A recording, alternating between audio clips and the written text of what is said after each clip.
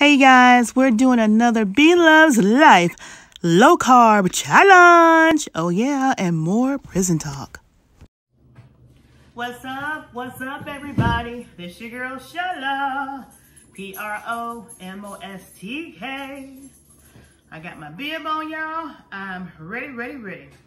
This is a Bloveslife low carb meal. Again, let me take my glasses off so I can say it again. This is a Bloveslife low carb meal, and it's a challenge. It's a 7-day challenge, you guys. And what I have here is I have Dave's Killer Bread, which is full of protein. Yes, Dave's Killer Bread and fiber. And then I have me some tuna, you guys. Yes, you can't get better than that. Low carb. And it has 3 boiled eggs in it. So I'm gonna definitely get my protein. And of course with the tuna. But we're gonna get this in, so let me bless the food. Thank you, Lord. Let this food be nourishment to my body. In Christ Jesus, I do pray. Amen, amen, and amen. Also, let's get a picture, because I didn't get one. Let's get a thumbnail, y'all. Let's see.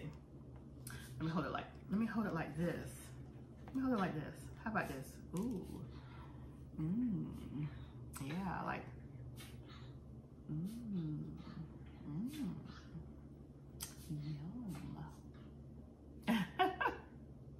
I hope it gave out right, y'all. So, also have hot sauce. You know, ever since I've been getting the 2-time spicy sauce, and it says to keep refrigerated, I've been putting my my regular hot sauce in the refrigerator too, y'all. So I'm gonna attempt to make a sandwich. I was gonna do crackers, but I'm like, no, this is a low carb meal, and my Dave's Killer Bread is going to suffice. And I'm also, while I'm doing this challenge, you guys, I'm gonna be also talking about some every little thing, of course, but I may throw in some stuff about my experience as being in prison for 6 years, because, you know, I was in the privatized system, and I was a mailroom supervisor. But let's get into this, okay? Let's get into the sandwich, because I can't wait. Oh, let me give y'all a close-up, because y'all know what I do. I always show y'all a close-up. I'm gonna show it all to you.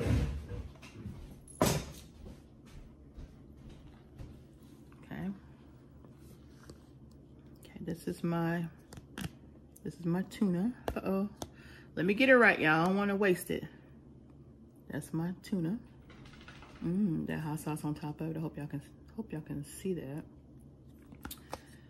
And of course, my good old Dave's Killer Bread. Y'all see all those seeds and stuff in there? It's just loaded with good old seeds. If y'all don't know nothing about that Dave's Killer Bread, y'all better get to know.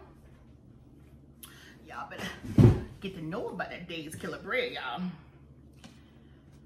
Oh, but I can't wait to get into it, so I'm gonna take my first bite. I tried to offer y'all some, so I hope y'all take y'all first bite too.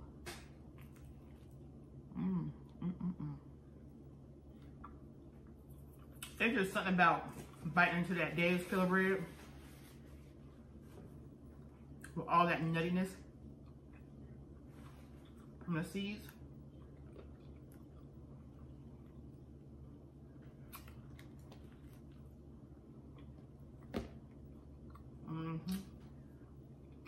So,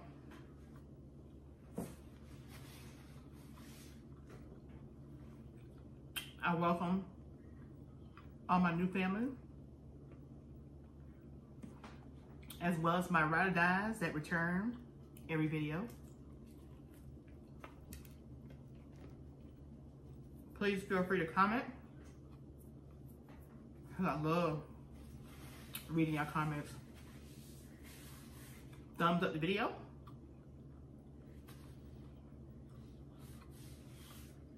Share the video.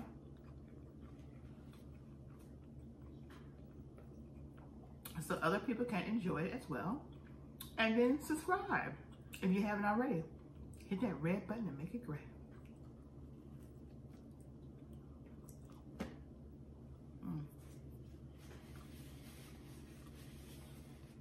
It's so good.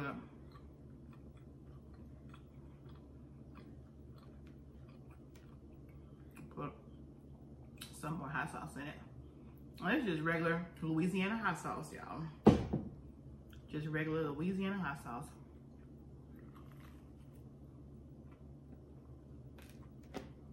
I love hot sauce on my fish. So of course I'm gonna put it on my tuna.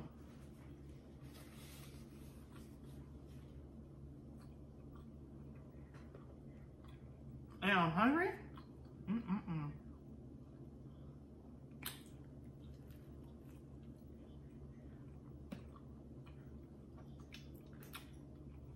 I'm sorry, y'all. I'm hungry. But this is so good.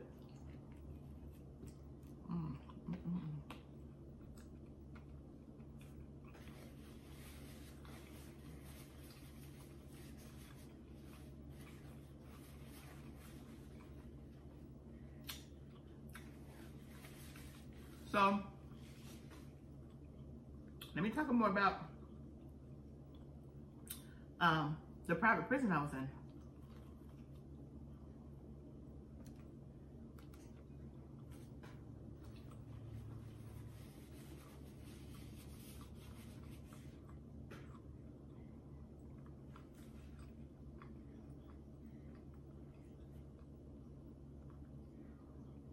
Security, I'm telling you, the front security where you get scanned in,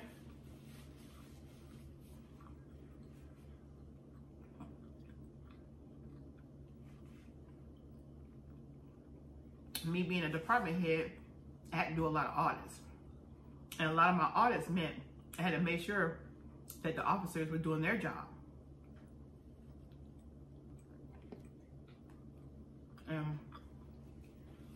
Me to make sure there was inspection, everything is supposed to be inspected.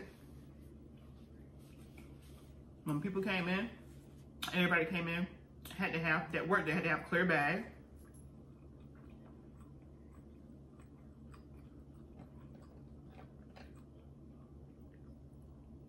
You couldn't bring in over a certain dollar amount in your purse. No lipstick, no cell phone, no mirrors. I mean, typical stuff that women would have in their purse. Couldn't have it. Because if the inmates ever got a hold of it, again, they can use it against somebody as a weapon, even contraband.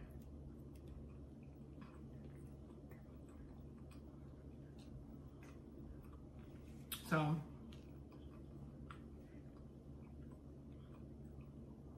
we will be allowed to bring in our lunch.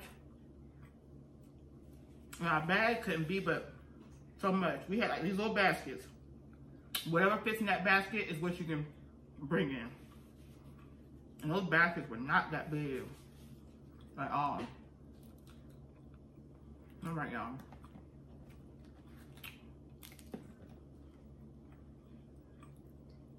That's a lot of tuna.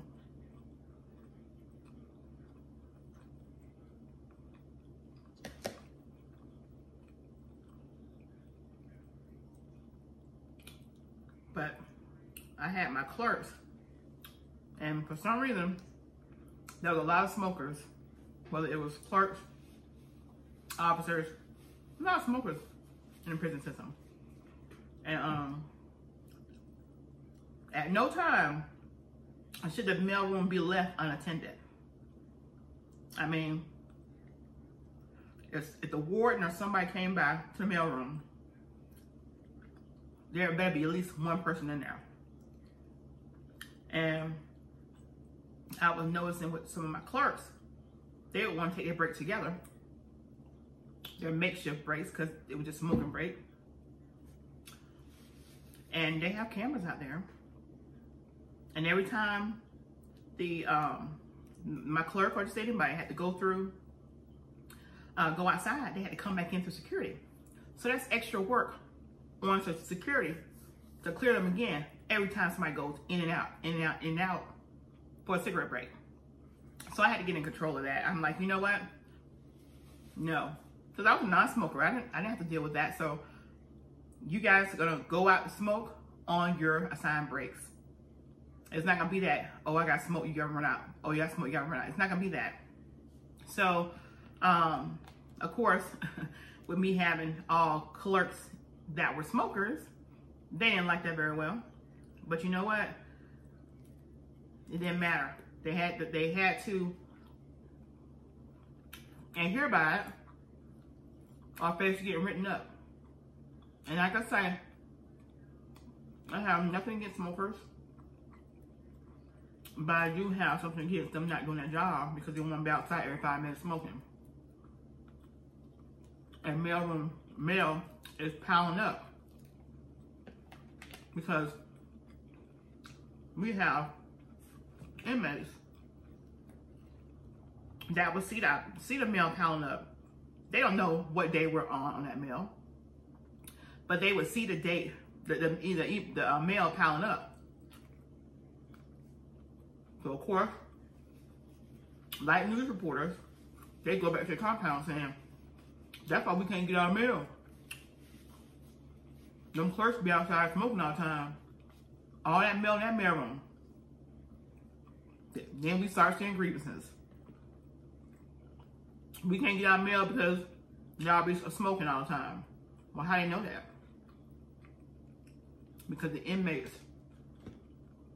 that work from the offices emptying trash and cleaning was seeing the mail piling up.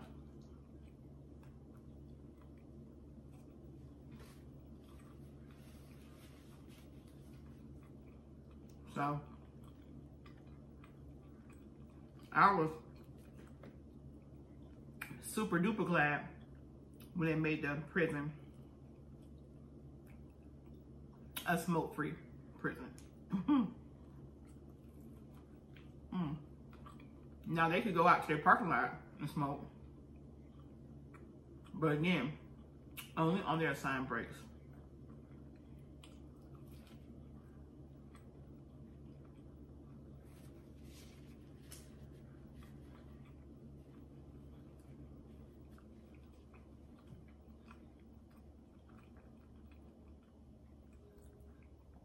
Tattoos, that was considered contraband. And I'm telling you, I don't know how them inmates did this stuff, but there would be tattooing people. Inmates will be tattooing other inmates. They make these contraptions so that they can tattoo each other.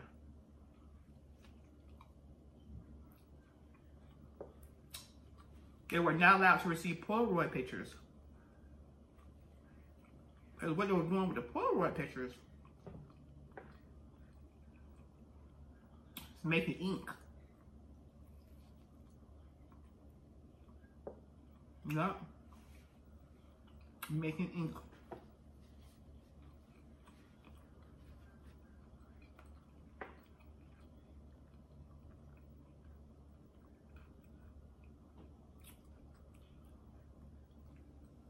And when the inmates first come through intake,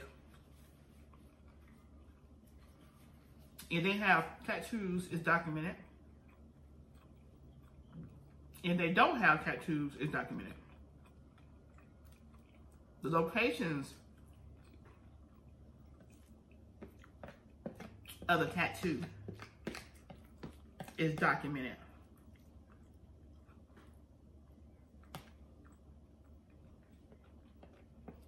So, if an inmate come in and he ain't got no tattoos on his neck, and then the next month or so, that same inmate got tattoos on their neck, you know somebody got some contraband. So they'll have the security squad go through, do shakedowns, trying to find the contraband. Sometimes they find it, sometimes they don't. But you're gonna always have somebody rat them out because they don't, it's stuff dug through. So they're like, let me go ahead and tell who got this because I don't want them to come getting my stuff and finding my stuff, what I got. So you get an anonymous tip from them that comes to the mailroom, telling us exactly what the stuff was. We get information to the warden. They go down, do a shakedown, and find it. And the person that ratted him out, you never know who it was, so he wouldn't get beat up. They knew the mailroom was kind of a safe haven to rat people out.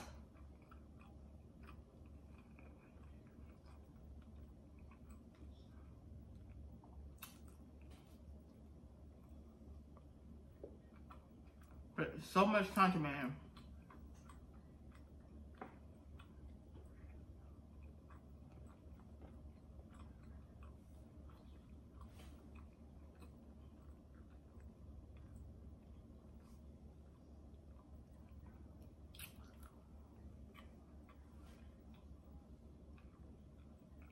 Certain gangs had certain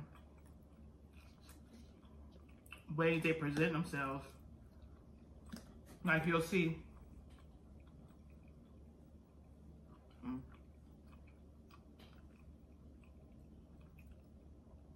some gangs walking around with one leg pulled up. First of all, that's against code, the dress code. But they were already trying to set themselves apart from the other inmates.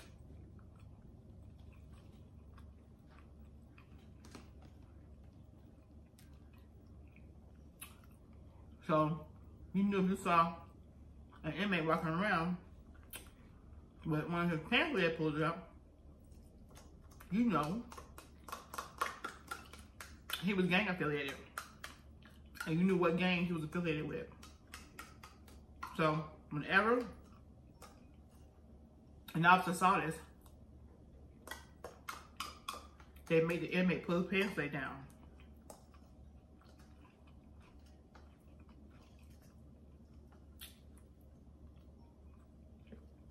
But I'm telling you,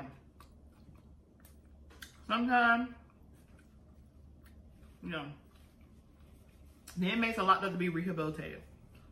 But sometimes, them inmates, they be worse than your kids. And it used to be a little joke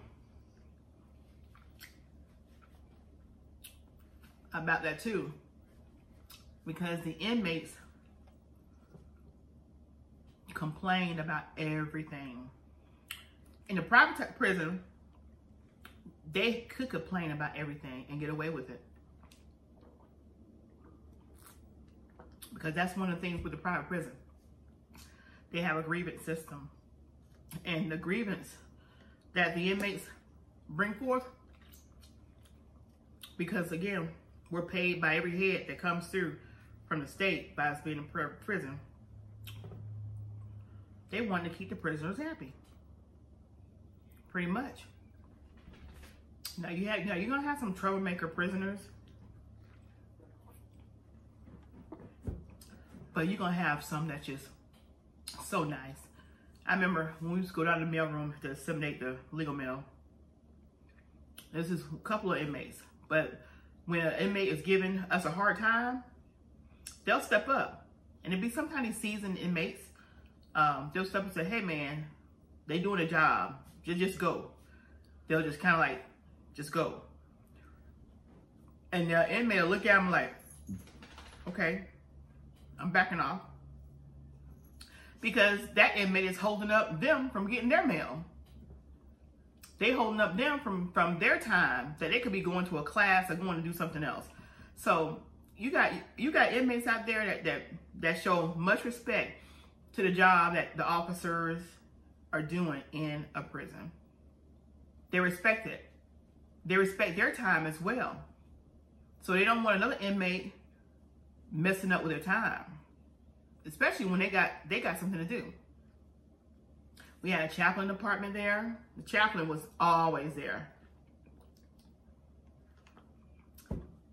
Thank God for our chaplain. You know, the chaplain department kind of kept the inmates mellow. We had some, I must say, we had some pretty decent inmates because they had them through an educational process. Inmates were actually taking up classes, taking courses because they wanted to do better. Now, their living conditions wasn't the best because, you know, we went through the inspections. We saw mold on the walls. You had, sometimes there was floods and they had to remove the inmates, or sometimes their water was cold. They would have to, that was one of their main complaints. Their water was cold when they took a shower. I don't know about y'all, but I don't want to, if it's already cold, I don't even want to think about it. I don't even want to take no cold shower. They had to wear slides, you know, so they wouldn't be around barefoot, and with the mold and stuff, they didn't want to be in there barefoot anyway. I wouldn't.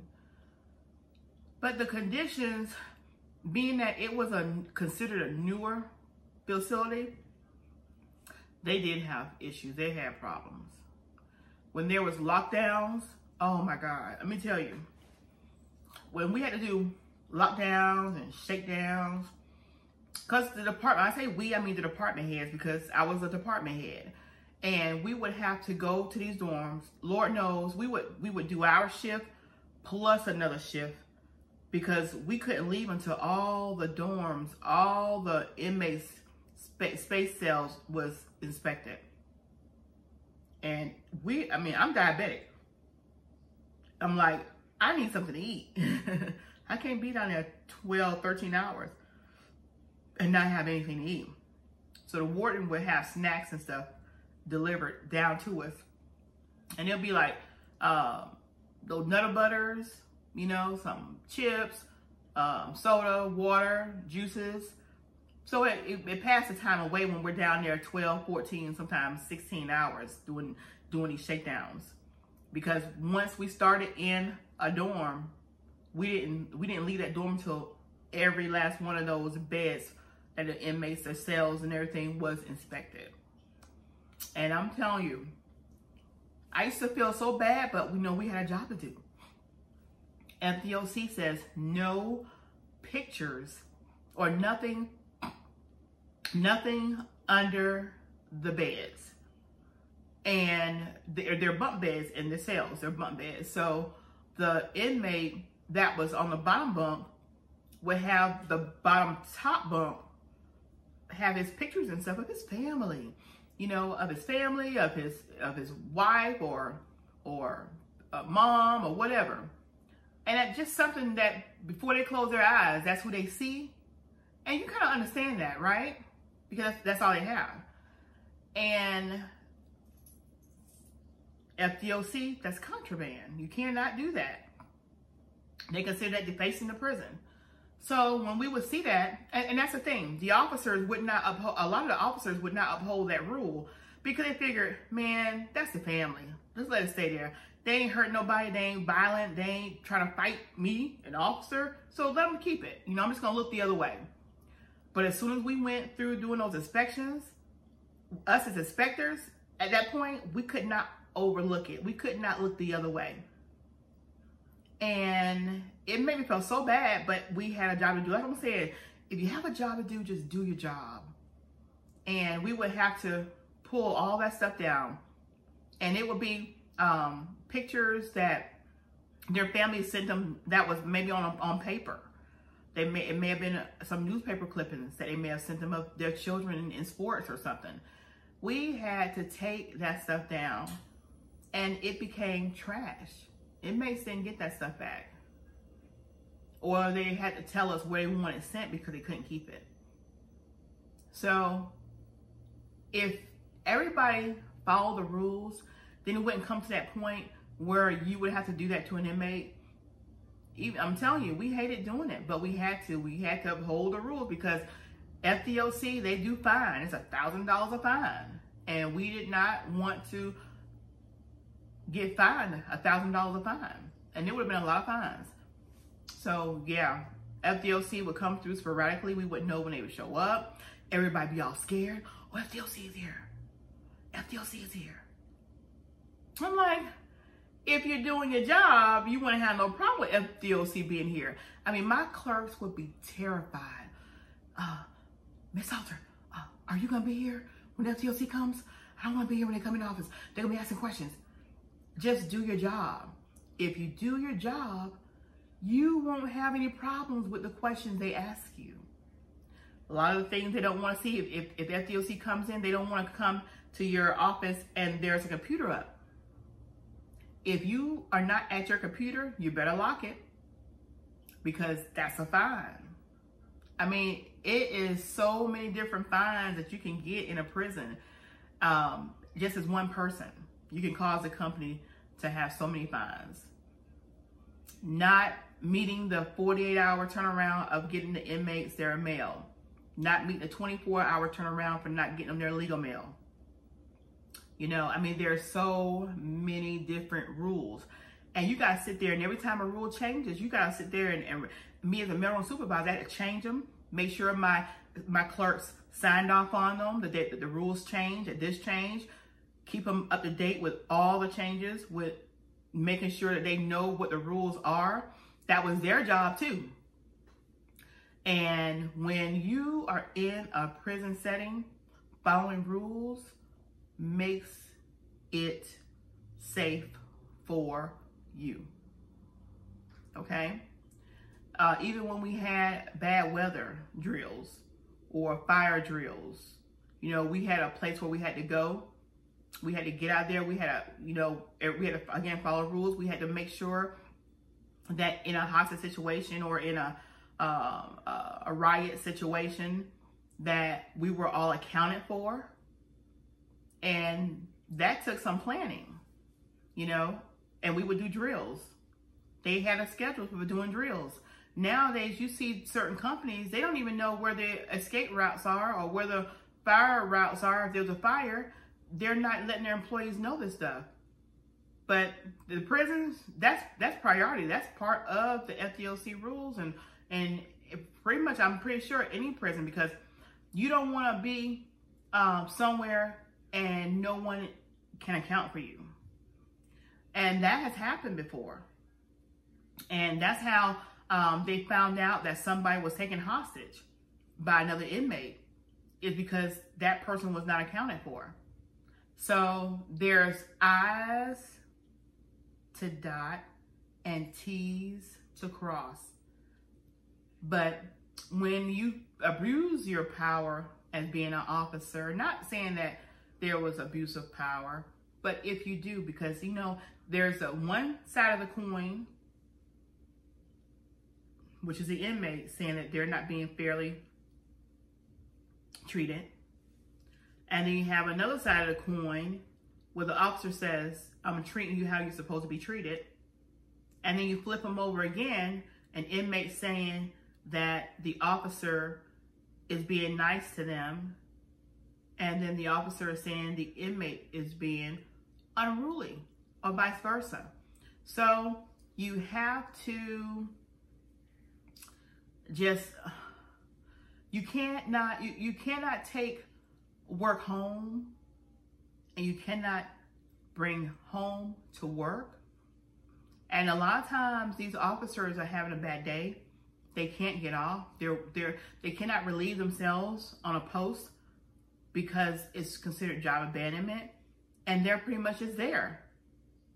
They're there to do their time, and anybody gets in their way, hell bent, high water, you know, they're gonna make that other person's life miserable because their life is miserable. But it then becomes a point where, you know, another officer to say, hey man, just, you know, calm down, let me take over. And that happens a lot. That happens a lot where another officer sees where another officer is having some issues, you know, mentally, you know, maybe they just having a bad day. And that other officer step in and say, hey, you know, let me take this. You go take a break. That's a good officer because he's allowing that other officer to blow off steam before something happens. You know, you also have inmates that will just make it harder for you. And they didn't do it intentionally because they know you can't, because they figuratively know you can't do anything to me. You can't do anything to me. You want to do something to me? Huh? What you gonna do? And then the officers are like, some officers be like, they ready to fight. Because remember, they got to the real world. They ready to fight. And then they got to realize, you know, this is my job. I don't need to be doing this. And then they calm it down. But you got some officers take it personal, and the next day, it's still personal. They like, man, you disrespect me in front of them other inmates. Now the inmates think I'm weak, you know, as an officer. And then they give that inmate a hard time. Just do your job.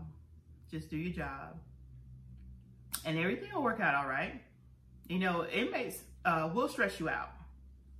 You know, but yeah, I think if you keep the inmates busy, meaning idle minds, so keep them busy. Keep them in education. Keep them going to classes. Keep them doing stuff because they're trapped. And if you're not writing them as a family, if you're not sending them money on their books, helping them out, trying to show them support that you're there, you know, it's harder for them. And it's like they just feel that they're just a lost cause. No one loves them, so they'll just take the treatment, the unbearable treatment of how they're being treated. But I don't think anybody should just settle to be treated bad.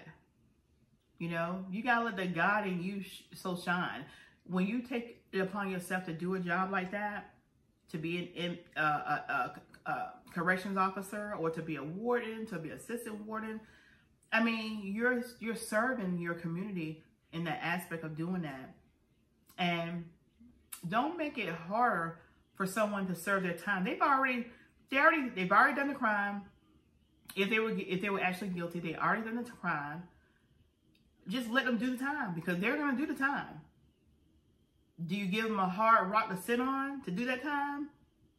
Or do you just give them a bench and say, hey, do your time? Which one? A hard rock or a bench? Because the hard rock not only makes the inmate's life worse, it makes life worse for you as a corrections officer or a supervisor or warden or whoever you are. Don't you want things to run smooth in your facilities? Don't you want the inmates to, when they leave there, to be able to face the real world and not feel that they are unworthy of life itself? Well, I have so much more to tell, have so much more to say. I appreciate you guys listening. I wanted to throw this in on my challenge. This is the Bloveslife Low Carb Challenge. And as you see, I demolished it. But it was really good. Thank you guys for listening. And I'm going to have, I combined this series of my prison experience with Bloveslife low carb meal because, you know, we want to talk. We want to be able to, you know, interface with you guys out there, you know, our family. And I appreciate you guys listening. If y'all want to hear more, then please hit the comment section below. Let me know what you want to hear. I'm going to be posting these series as often as I can think about with what I experienced as a mailroom supervisor, and there's so much more.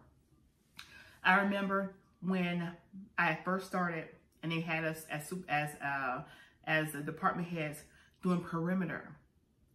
No one told me that I had to call in to the security, to the security post to let them know that I was on perimeter. Someone called me on the radio and says, Miss Salter, are you on perimeter? I was like, yes.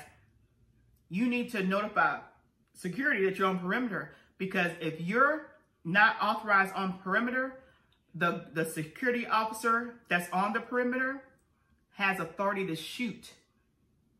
Okay? So I had my group and I'm like, let's go back into the front office security and notify them, because I'm not going to get shot. Okay? Because that's the whole purpose of the perimeter. The officers are driving around the perimeter to make sure the perimeter is secure. You got one going this way, you got one going that way, and they meet up, then they go back around the circle of the perimeter.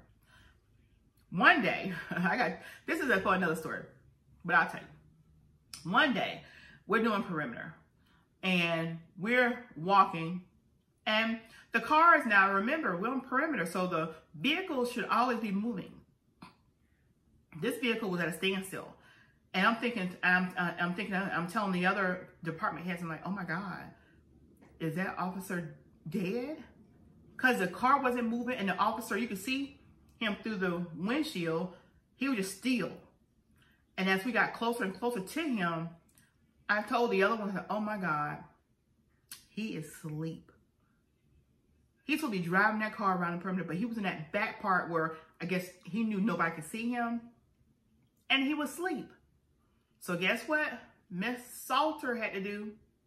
Because I was the one that noticed it, I had to do a report. And that officer got suspended, and I felt so bad. But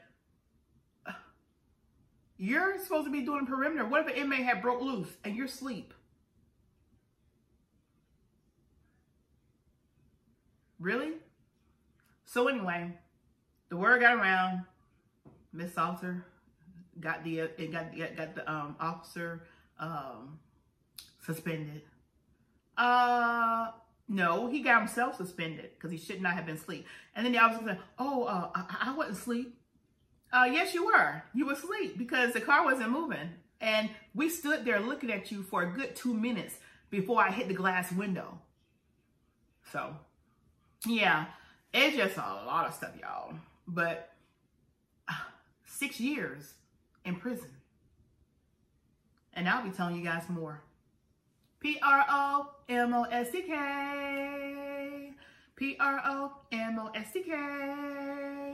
Eating good in the neighborhood. Eating good in the neighborhood. Eating good in the neighborhood. Yes. Bloveslife low carb challenge. Yes. My prison experience. My 6 years. My story. Yes. All right, guys. Thank you guys for watching. I appreciate you guys. If you stayed to the end, thank you very much. And if you look in my description box below, you'll see all my information. Thank you.